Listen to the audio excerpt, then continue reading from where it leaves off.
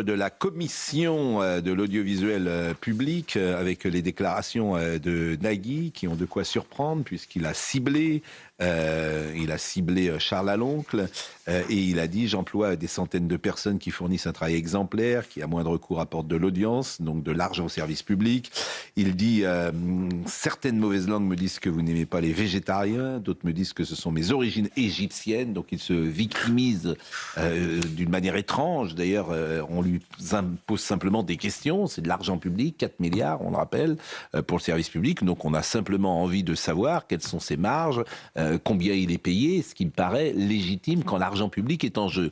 Et il se trouve qu'on est ce matin avec notre ami Fabien Lecoeuvre et qu'hier soir, dans l'émission de Cyril Hanouna, vous avez apporté des informations nouvelles, puisque notamment la marge sur les jeux, c'est des chiffres qui paraissent assez extravagants, que vous avez donnés. J'ai écouté Cyril hier soir. C'est des chiffres qui ont été sourcés, en tout cas, par toute l'équipe de Cyril Hanouna. Et moi, j'étais moi-même surpris des chiffres. La fortune personnelle de 250 millions, par exemple, de Nagui, ou alors les marges sur les émissions de jeux. Il en tourne à peu près 14 par jour. Et avec des marges à 72%. Et vrai ça, c'est pas la règle des productions. Moi, je peux pas rentrer... Non, c'est beaucoup. 72% en marge sur une émission de télé, c'est énorme. Bon, mais est-ce qu'on sait, par exemple, combien l'émission est facturée Oui, les chiffres ont été annoncés, pratiquement. Mais on demande les factures parce qu'on n'a pas les chiffres exacts. On sait on a des fourchettes. Mais on ne sait pas, c'est pour ça d'ailleurs que la commission... pour un jeu, c'est ce que disait Cyril Hanouna hier, c'était 20-30 000 pour un jeu, donc sur un 26 minutes. Oui. Ça monte parfois jusqu'à 50 000 pour les programmes un peu plus longs. Après, ce qu'il faut préciser sur la fortune personnelle, ce sont des estimations. Il faut rappeler aussi que Nagui est actionnaire d'une entreprise, une société très importante.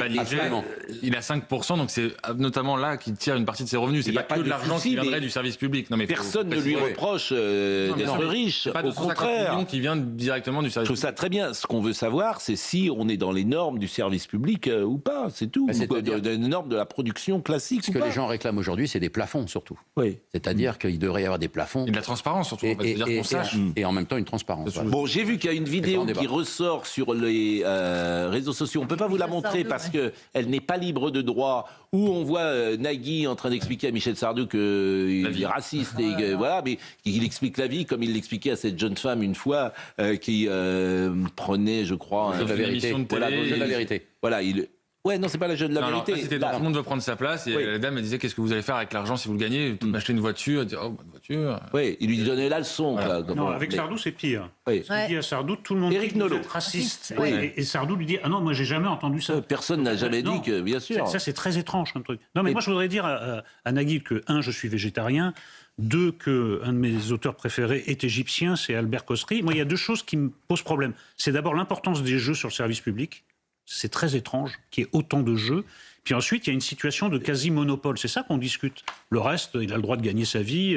Il le fait d'ailleurs avec talent, avec réussite. Mais le but du service public, c'est pas seulement de produire des jeux à la chaîne, c'est aussi d'éduquer, c'est d'informer. Voilà, je trouve qu'il devrait y avoir un rééquilibrage. Et puis, il me semble qu'il occupe une position de monopole un peu abusive. Mais le problème, Olivier de Lagarde. Vous avez dit le mot, le problème, c'est que le service public ne produit plus rien. En fait, le service public, c'est une coquille vide qui achète des produits clés en main et qui les achète du coup très cher. Pourquoi ? C'est un système qui a été mis au point il y a déjà quelques années. À l'époque, c'était Jean-Pierre Elkabbach qui était le président de France 2 qui avait institué ce système. Pourquoi ? C'était finalement pour éviter les grèves. Il y avait beaucoup de grèves à l'époque et on disait on achète vous fabriquez votre émission en dehors de la chaîne et puis voilà, on peut la diffuser et la SFP est morte. Hein.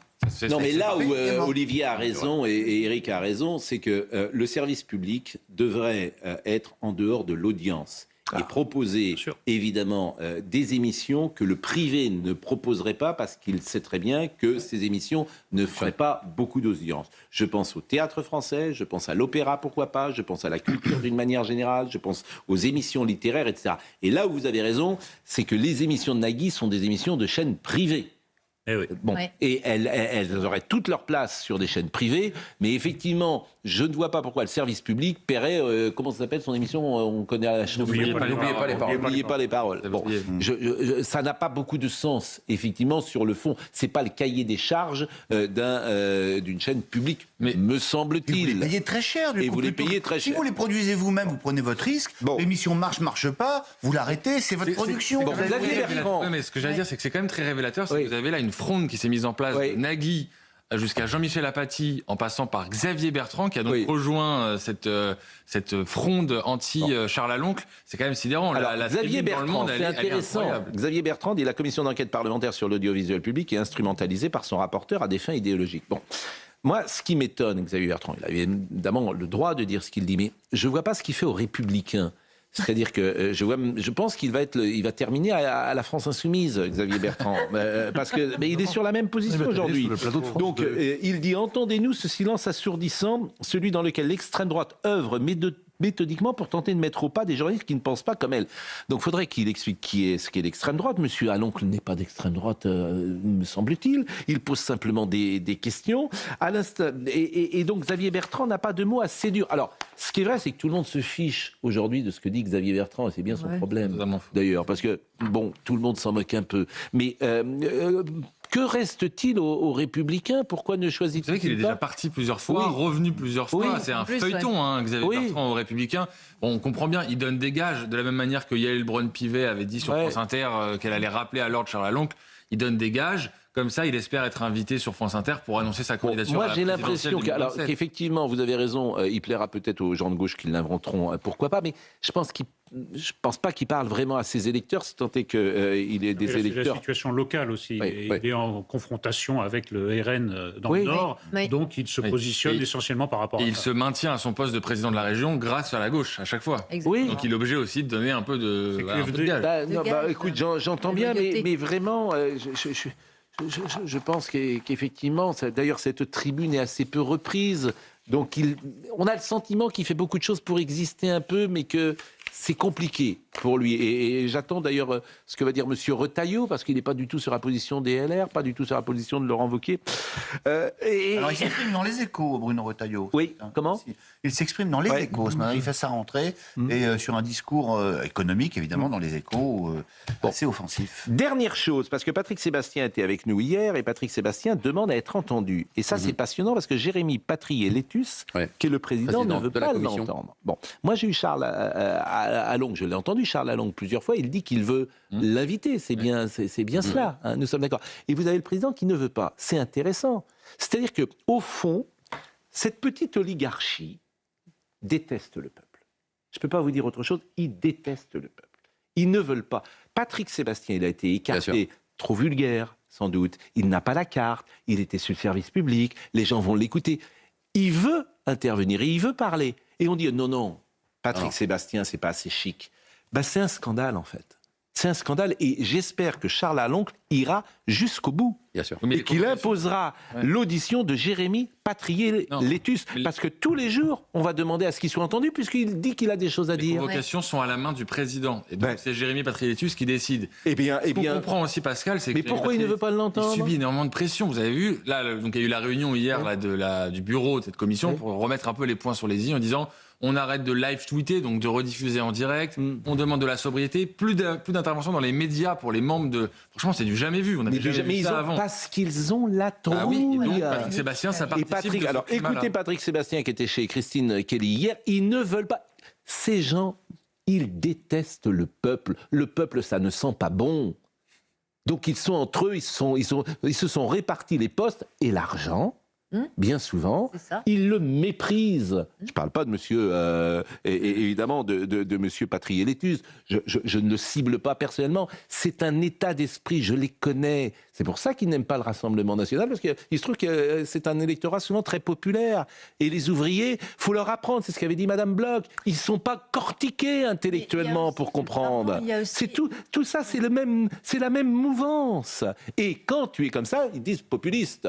Populiste. Mais il y a aussi le racisme systémique que pratiquent les directrices de France TV lorsqu'elles disent qu'il faut enlever, retirer, extirper du paysage public l'homme blanc hétéronormé de plus de 50 ans. Patrick Sébastien, à l'instar de Texte, incarne parfaitement l'homme blanc hétéronormé de plus de 50 ans à éviter. Donc ça fait aussi partie du problème de la société telle qu'elle voudrait qu'elle soit représentée. Eh bien, j'espère que, en tout cas, M. Aloncle fera entendre Monsieur Sébastien, et je vous propose de l'écouter. Il était hier soir avec Christine Kelly. Réaction à ça, mais je voudrais la garder justement pour cette commission d'enquête. J'attends qu'il me convoque. Ça me ferait très plaisir d'aller m'expliquer parce que j'ai beaucoup de choses à faire, à dire surtout. Mais apparemment, il me convoque pas. Donc peut-être qu'il y a des choses qu'ils n'ont pas envie d'entendre, mais je vous promets que j'ai des choses très claires et très nettes à dire sur Madame Ernotte et sur tout ce système. Voilà, et depuis le départ, je vous assure, en fait, c'est le témoignage le plus important. C'est pour ça qu'ils en ont peur. Bien sûr. Depuis le départ, ils disent « Attention, il y a danger avec Sébastien. Danger, il ne doit pas parler. » Et ça, c'est la censure. La censure de tout le milieu. Oui. La censure du système. C'est ça, le système. Et là, il y a un sujet, c'est qu'ils ont... Le système, là, vous êtes au cœur du système. Donc, les médias ne l'inviteront pas, parce qu'on ne l'invite pas sur France Télévisions. Les politiques, où certains jouent le jeu, la presse est complice, censure. Pascal, vous parliez de mépris. Moi, j'ai fait une expérience troublante lundi. Figurez-vous que j'étais invité sur France Inter pour débattre du succès de CNews. J'étais face à Julia Cagé, qui d'ailleurs a été très convenable, mais enfin qui a tenu un discours un peu étrange en m'expliquant que les téléspectateurs de CNews étaient un public captif et que nous les retenions prisonniers. Donc il y a quand même une vision chez ces gens de la liberté d'expression. Moi j'ai dit, écoutez, je ne crois pas. Je pense que les gens restent longtemps sur CNews parce qu'on leur parle de quelque chose qu'ils ne trouvent pas ailleurs. Ils les méprisent. Oui, Julia mais il y a plus que du mépris, là. Elle le méprise, elle les prend pour des imbéciles. Oui. C'est ça la vérité. C'est ce qu'a dit Madame Bloch. Ils n'ont pas les outils culturels et intellectuels pour penser par eux-mêmes. C'est vrai. Il faut les rééduquer. Donc si ces gens étaient au pouvoir, c'est comme à Caracas, vous êtes en camp de rééducation. Vous, moi, nous. Ah, c'est probable. C'est très amusant parce que pour avoir quand même fréquenté quelques médias dans ma carrière, c'est l'obsession de tous les patrons de chaînes. Comment est-ce qu'on fait pour garder le plus longtemps les auditeurs, les téléspectateurs? On essaye de les avoir. C'est un élément à charge maintenant. Et là, on vous dit non, mais en fait, vous les gardez. C'est un élément à charge. Bon. Les gens regardent votre chaîne, c'est pas normal. Et ils restent en plus. Je voulais vous faire écouter Isabelle. Isabelle, elle est vénézuélienne et elle est à Pau. Et nous l'avons entendue hier sur l'antenne d'Europe 1. Et c'est ça qui est intéressant aussi, parce que les témoignages de Vénézuéliens qui ont quitté le pays, qui, comme Isabelle, ont suivi leur mari en France, qui nous expliquent ce qui s'est passé au Venezuela depuis 25 ans. Un pays appauvri, qui était un pays des plus riches du monde à l'époque. Caracas était une ville merveilleuse qui faisait rêver, où les prisonniers politiques existent, où la torture existe, etc. Eh bien, des témoignages comme Isabelle, on ne les entend quasiment pas dans les médias. Bonjour Isabelle.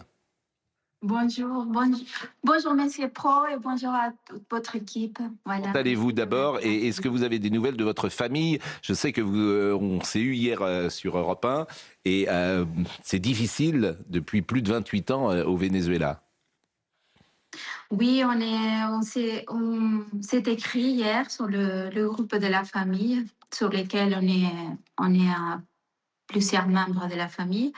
Et c'était pour se dire qu'il fallait effacer toutes les applications et les messages, puisqu'il y a eu un article, un décret très récent qui informe la population vénézuélienne qu'il va y avoir des points de contrôle partout dans les villes et sur le territoire et qui vont commencer à rechercher des gens qui ont soutenu l'intervention américaine ou qui ont célébré l'intervention américaine. Donc, ça serait une raison pour les arrêter, les mettre en prison et les jeter en prison. Voilà, alors, vous nous avez raconté votre histoire hier sur l'antenne d'Europe, hier après-midi. C'est-à-dire que votre mari était venu travailler au Venezuela. Il était dans le domaine du pétrole. Et puis, comme ça se passe parfois, l'amour a frappé. Et vous êtes venu en France. Vous avez suivi votre mari lorsqu'il est revenu en France travailler. Et puis aujourd'hui, vous êtes à Pau depuis de nombreuses années. Lorsque vous entendez notamment l'extrême gauche être incapable de dire que M. Maduro est un dictateur. Lorsque vous entendez l'extrême gauche vanter le système de Chavez et le système du Venezuela qui a ruiné ce pays et qui a empêché la liberté également individuelle, quelle est votre réaction? Vous savez, les Vénézuéliens, je pense que nous avons passé par tous les phases du deuil. Aujourd'hui, voilà, 28 ans après, je ne veux pas dire qu'on s'est habitué, mais on a compris qu'aujourd'hui, la gauche voilà, est une partie de spectre politique partout dans le monde qui n'est pas pour la démocratie telle qu'on l'a connue jusqu'à aujourd'hui. Et je pense qu'il y a eu vraiment un travail de fond fait par des mouvements d'extrême gauche depuis très très longtemps dans les universités et partout dans le monde qui a fait qu'il y a des mouvements qui ont émergé, financés par tous ces dictateurs et par tous ces régimes criminels qui aujourd'hui sont un peu partout dans le monde et qui prennent un autre type de société. Et nous, les Vénézuéliens, nous ne sommes pas d'accord avec cette vision du monde et c'est pour ça qu'on n'arrête pas de dénoncer, de se mobiliser et de demander à la communauté internationale de faire quelque chose pour nous aider à faire partir le régime chaviste. Le droit international qui a été très peu présent et qui vous a très peu aidé sur ces 26 dernières années. Dernière chose, Isabelle, qui est en direct de Pau ce matin et qui est vénézuélienne, comme je le disais, et mariée à un Français. Est-ce que vous avez le sentiment que toutes les Vénézuéliens, dans une très large majorité, sont aujourd'hui pour le retrait de ce régime et ont applaudi finalement à la capture de Maduro? On l'a applaudi, on l'a célébré. À l'intérieur du pays, c'était dans le silence des maisons, puisqu'ils n'ont pas le droit de sortir, exprimer quoi que ce soit, parce qu'ils se mettraient en danger automatiquement. Mais tous les Vénézuéliens qui sont votés le 28 juillet de 2024 pour le parti de María Corina Machado et pour Edmundo González Urrutia, et toute la diaspora qui a été empêchée d'exercer leur droit de vote. Et, nous sommes pour un changement de régime. Absolument, absolument. Nous n'avons pas de doute par rapport à ça. Et c'est une position que nous avons tenue depuis des années. Maduro est arrivé au pouvoir en 2013. À partir de 2014, déjà, on essayait de faire avancer une investigation à la Cour pénale internationale pour des crimes de lèse-humanité. Aujourd'hui, il y a une investigation ouverte. Il y a eu un changement de fiscal. On remercie le changement du fiscal parce qu'il y avait un conflit d'intérêts important puisque sa belle-sœur avait intégré l'équipe de la défense de Maduro. Donc, vous voyez, l'argent sale du Venezuela peut acheter tout et n'importe quoi et n'importe qui. Donc, nous sommes vraiment très reconnaissants par rapport aux États-Unis. Sans leur intervention et sans leur soutien, nous ne serions pas en train de regarder Maduro assis face à un juge et voilà, et être vraiment présenté face à la justice pour une partie de ces crimes. Eh ben, merci beaucoup Isabelle. Et je vois notre ami Vincent Herouet qui vous écoute et qui va pouvoir commenter dans la dernière partie de l'émission ce que vous disiez. Et on pourra également écouter Laurence Debré qui était avec nous hier et qui était éclairante. Merci Isabelle pour vos paroles éclairantes, précisément, lumineuses et si intéressantes et si émouvantes également. Merci beaucoup et bonne année. Bonne année du côté de la ville de Pau.